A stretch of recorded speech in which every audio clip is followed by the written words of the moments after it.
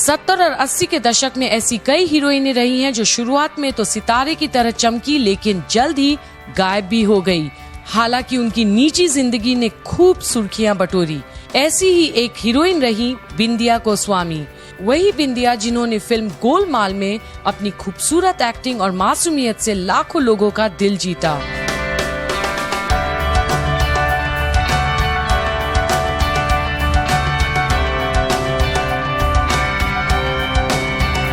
एक तरफ जहां लोग उनकी खूबसूरती का गुणगान कर रहे थे, वहीं एक हीरो था जो उन पर मर मिटा था। बिंदिया भी उस हीरो की दीवानी हो गई थी। ये हीरो थे विनोद मेहरा। विनोद मेहरा पहले से ही शादीशुदा थे, लेकिन बिंदिया उन्हें देखते ही उनकी कायल हो गई थी। कई फिल्मों में दोनों ने साथ काम किया और काम करने के दौरान ही दोनों एक दूसरे के करीब आ गए।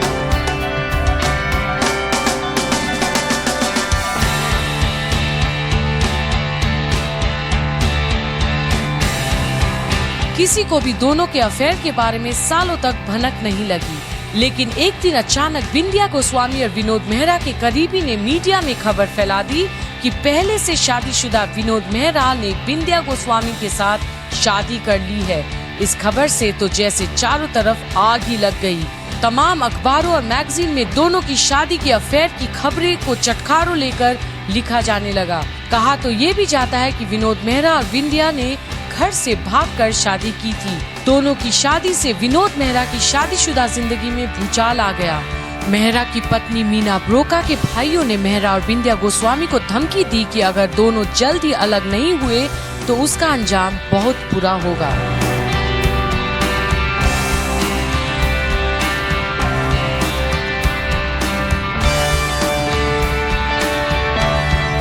इस धमकी से तो मानो बिंदिया गोस्वामी के होश ही उड़ गए। स्थिति और बिगड़ गई और फिर वो वक्त भी आ गया जब बिंदिया गोस्वामी अपने परिवार और विनोद मेहरा के परिवार की नजरों से बचने के लिए एक होटल से दूसरे होटल छिपती डोल रही थी।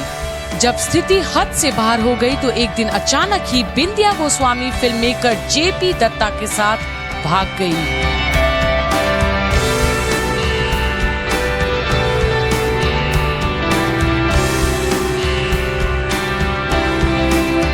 विनोद मेहरा ने बिंदिया को अपनी जिंदगी में वापस लाने की काफी कोशिश की, लेकिन कोई फायदा नहीं हुआ और फिर वो जेपी दत्ता से शादी के बंधन में बंध गई। आज विनोद मेहरा इस दुनिया में नहीं है, जबकि बिंदिया गोस्वामी हंसी खुशी अपनी शादीशुदा जिंदगी बिता रही हैं।